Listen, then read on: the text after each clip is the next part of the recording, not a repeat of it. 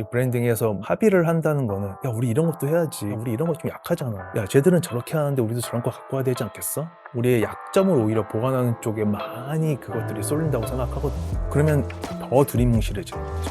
가장 차별화된 모습은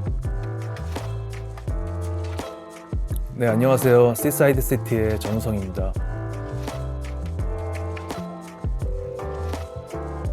브랜딩이란 남들과 다른 나만의 가치를 만드는 행위다.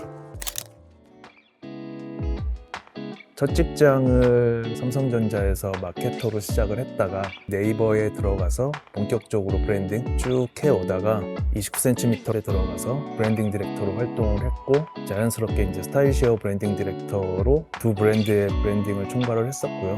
가장 최근에는 아이웨어 커머스 브랜드인 라운즈에서 브랜딩 총괄 디렉터 일을 했었어요. 덕업일치라고도 할 수 있겠지만 좀 브랜딩을 되게 좋아해요. 제가 어떤 브랜드를 성장시키고 그 다음에 그 브랜드의 팬을 만들고 그 브랜드를 좋아하는 사람들이 늘어나고 많은 사람들이 우리 브랜드를 주변에 소개해주는 것들을 보면서 굉장히 거기서 많은 희열을 느꼈거든요. 어떻게 보면 그게 지금까지 제가 브랜딩을 계속 해올 수 있었던 에너지였다고 생각이 들기도 하고, 그래서 이제 그런 기회들을 조금 더 많이 만들어 보고 싶다는 생각을 했어요. 그래서 이제 시사이드 시티라는 회사를 창업했습니다. 나다움이라고 하는 거는 찾아지는 것도 있지만 정의하고 만들어가는 것도 있어요. 그러니까 이런 거예요. 전우성이라는 사람이 나다움을 찾는다라고 하면은 나는 뭘 잘하지? 난 그걸 잘하는구나. 그게 나다움의 하나의 꼭지가 될 수 있다. 사람들은 나를 뭘 잘하는 사람으로 불렸으면 좋을까? 라고 하는 거는 한편으로는 찾아야 되는 부분. 또 하나는 감성적인 부분인데, 얘는 사실 좀 만들어가야 되는 부분이 커요. 그러니까 우리가 리브랜딩을 해야 된다라고 하는 경우에 있어서 더더욱 그런데, 그렇다고 하면은 어떤 감성적인 경험을 우리가 정의해서 사람들한테 전달할까? 그러니까 에비앙의 그런 호사스러움이 바로 그런 거예요. 에비앙은 태어날 때부터 호사스러웠냐? 모르죠. 근데 그들은 그거를 자기의 감성적인 경험 요소로 잡고 계속 그거를 만들어 온 거예요. 만드는데 시간이 걸리죠. 시간이 걸리지만 나이키가 저스트 캠페인을 88년부터 시작한 걸로 저는 알고 있는데 지금 36년이군요. 그걸 전략적으로 만든 거죠. 그렇기 때문에 기능적인 부분은 찾아야 되는 부분이 많고 감성적인 부분은 만들어가야 되는 부분이 더 중요하다. 이 두 개가 모아지면 이제 나다움이라고 브랜드 다움이라고 얘기할 수 있는 것 같아요. 그 브랜딩이라고 하는 것이 주니어분들한테는 더더욱 두려운 단어예요. 이 브랜딩이라고 하는 워딩 자체가 주는 그런 느낌이 있어요.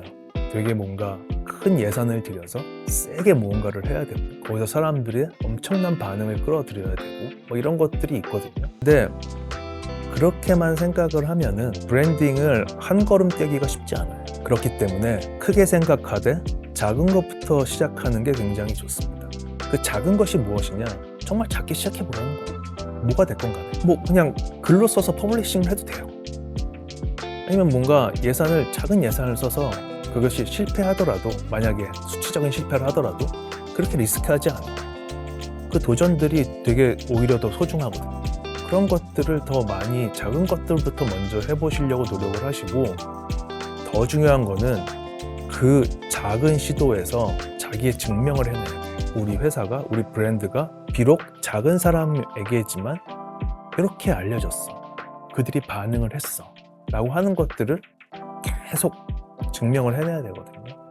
그렇게 자기 스스로의 증명을 계속 해내야 결국 나의 입지가 커지고 나의 뭔가 어떻게 보면 신뢰와 믿음이 더 쌓이는 거죠. 그래야 내가 선언을 할 수가 있어요. 그러니까 무턱대고 우린 이걸로 갈 거예요 라고 하는 게 중요한 게 아니고, 그런 것들을 얘기하기 위해서는 수많은 작은 성공들과 거기서 오는 자기 증명들이 굉장히 필요한 것 같다. 이런 부분들이 현실적인 조언이죠. 그죠? 이 브랜딩에서 합의를 한다는 거는 쉽게 얘기하면 모두를 만족시키는 기획은 없습니다. 모두를 만족시키려고 하면은 결국 아무도 만족시킬 수 없어요. 하버드 문영미 교수님의 디퍼런트라는 책이 있는데 거기서 되게 좋아하는 그래프가 있거든요. 게 뭐냐면은 보통의 기업들은 자신의 강점과 약점이 있으면 약점을 많이 보완하려고 한다는 거예요. 야, 우리 이것도 별로고 우리 이것도 남들보다 약하고 우리 이건 경쟁사가 더 잘하는데 우리 이거 막 보완해야 되지 않아? 근데 모든 기업들이 약점만을 보완한다고 생각해 보세요. 그러면 모든 기업들이 다 똑같아지는 거예요. 저는 이게 합의하고 좀 비슷하다고 봐요. 더 두리뭉실해지는 거죠. 가장 차별화된 모습은 자기의 약점을 보완하는 게 아니고 자기의 강점을 더 올리는 거라고 생각해요. 저는 이런 부분에 있어서는 이게 선언이 필요하다고 생각하는 사람이에요. 물론 개인의 아집으로 선언을 하는 것은 위험하죠. 그렇기 때문에 브랜딩 디렉터의 역할이 중요한 거예요. 그 브랜딩 디렉터라고 하는 게 꼭 브랜딩 디렉터라는 직함이 있는 사람은 필요하다는 건 아니고요. 우리 브랜딩을 기획하시는 분, 아니 대표님이 될 수도 있고, 우리 브랜드를 바라보고 우리 브랜드는 이런 부분이 약하고 이런 부분이 강하니 우리가 이런 부분에 대해서 얘를 더 뾰족하게 하고 가자. 아니면 감성적인 이미지를 본다고 하면은 우리 브랜드는 다른 브랜드들이 갖고 있지 않은 이런 감성적인 무언가가 있으니, 혹은 지금 경쟁사에 있는 모든 브랜드가 이런 감성적인 무언가가 없으니 우리가 이런 것들을 만들어서 뾰족하게 세워서 가자라고 하는 이런 선언이 필요하다는 거예요. 이런 선언은 사실 합의에 의해서 만들어질 수 있는 부분이 아니고 브랜딩을 하시는 분의 뾰족한 날이선 무언가가 필요하거든요. 우리가 정확히 그걸 캐치를 해봐야 되는 거예요. 그러니까 이 사람이, 브랜딩을 담당하는 사람이 그걸 정확히 캐치를 하고 그것을 제안을 하고 우리는 하나의 꼭지를 세워서 간다는 게 되게 중요하기 때문에 그런 부분에 있어서 브랜딩은 합의가 아닌 선언이 훨씬 더 필요한 부분이라고 저는 생각을 합니다. 저는 브랜딩을 준비하시거나 브랜딩을 기획하시거나 현재 브랜딩을 진행하고 계신 모든 분들이 좀 들으셨으면 해요. 주니어도 좋고 시니어도 좋고 그 다음에 자기 브랜드를 만들려는 대표님들도 좋고 실제로 브랜드를 만들어서 운영하고 계신 대표님들도 좋고, 전반적으로 브랜딩이라고 하는 게 우리에게 어떤 의미로 다가와야 되고 그것의 정의는 뭐고 그것은 어떤 목적을 갖고 있어야 되고, 그리고 우리가 실제로 마케팅을 많이 하지만 마케팅과 브랜딩에는 또 어떤 차이가 있을 수 있으며, 그리고 실제로 브랜딩을 시작하려고 할 때 어떤 것들을 우리가 먼저 고민해 봐야 돼야 되는지에 대한 그런 부분들, 그 다음에 실제로 우리가 고민해서 무언가를, 우리가 전달해야 될 무언가를 잡았다고 한다면 그것을 실제로 고객들한테 전달을 함에 있어서 어떤 요인들을 우리가 또 염두를 해야 되는지, 그런 부분들. 그리고 또 하나는 우리가 이제 브랜딩의 효과라고 하면은 인지도를 쌓고 충성도를 만든다 이 정도로만 되게 러하게 알고 있지, 사실 브랜딩을 직접 진행을 해보고 경험해본 저로서는 브랜딩의 다양한 효과들을 알고 있거든요. 이 효과들도 좀 이해를 하셔야 될 것 같고요.